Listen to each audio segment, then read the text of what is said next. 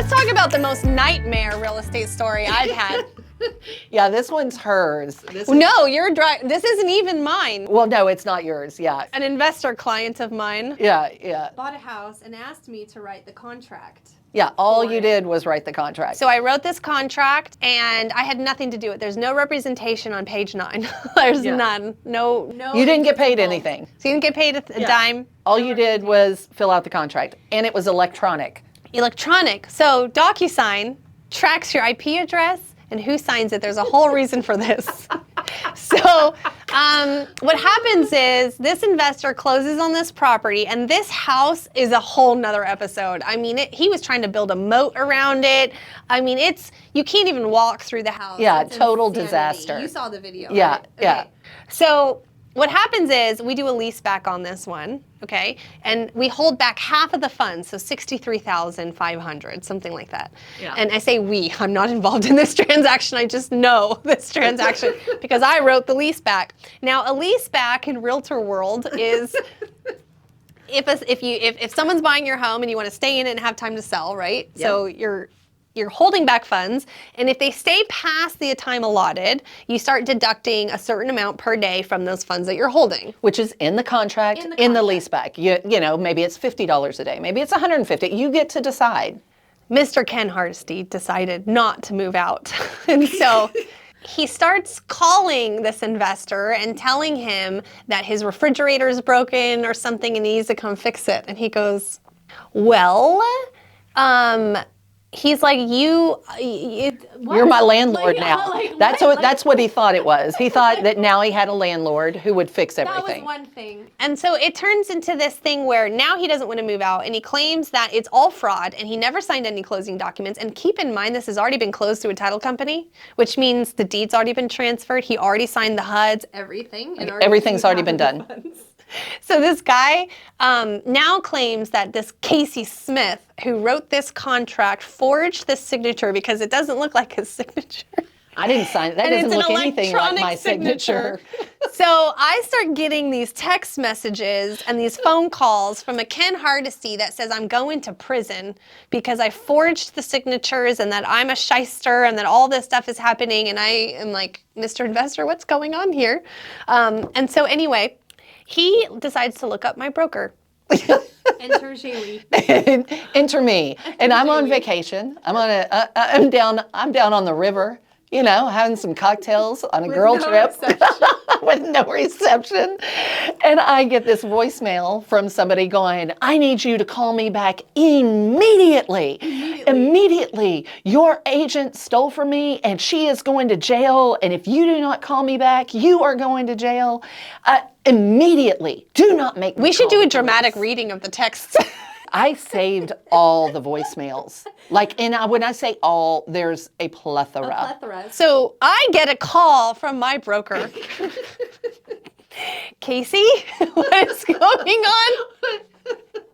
Yeah. She's like, it can't be Casey. Well, I was like, this is one of my, because I did answer the phone and I was like, look, I'm out of town, really bad reception. I'm going to go ahead and answer you because you said immediately, and this, fraud, and these are some big charges.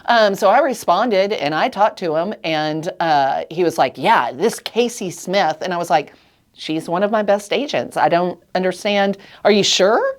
Are you positive? Yeah, I didn't sign any of this. This is all fraud. I've already talked to my attorney. I've talked to the DEA and the DOG. And he's saying all the words, all the acronyms. And everybody's going to jail. And I said, you know what? Give me 24 hours. Give me till Monday. It's Saturday. Give me till Monday. I'm going to make some phone calls. I'll get back to you. Yeah. And then I made a phone call. Yeah, so the first message I ever said I've already taken immediate first steps to throw you in prison for your criminality and forging my name and initials via DocuSign mortgage documents regarding this address with this investor. Call your broker, Jer'Leigh. Good luck before the court process and prison system. Your real estate and broker license will be void immediately. Have a great day. He really likes immediately. He says with slam effect. Yeah, with every time.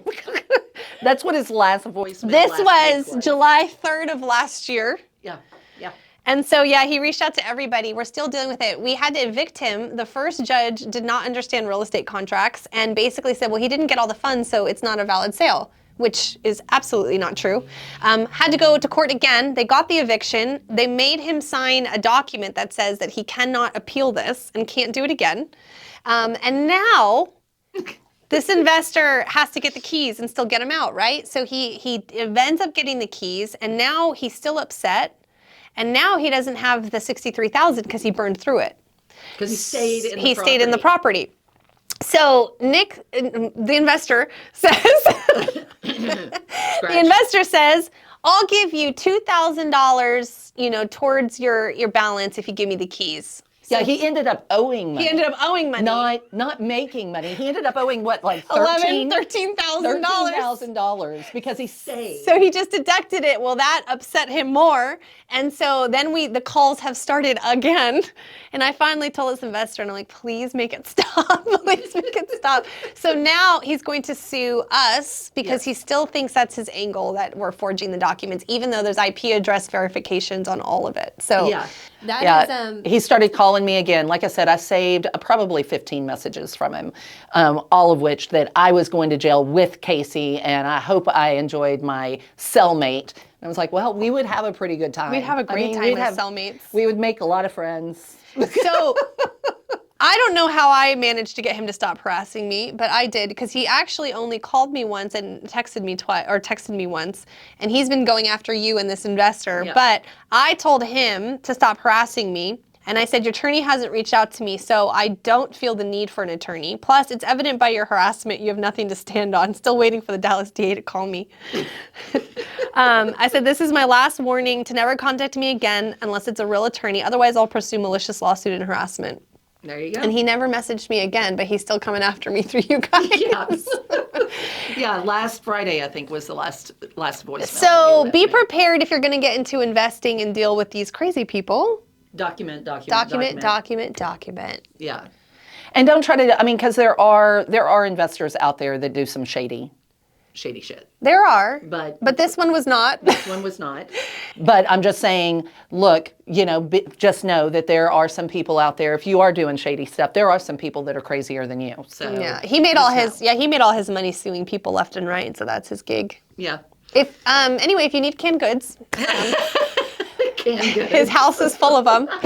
Lots of canned goods. Lots and lots of They may be mostly expired. There's also very massive statues in the backyard, brass, bronze, very massive statues. So yeah, it was an adventure. So real estate is never boring. No, there was nothing cookie cutter about that. Anyway, oh, Mr. Hardesty. Stay tuned for an update. Yeah. For the next crazy real estate story, because we do have a plethora. We could make those the little highlights. Oh, right.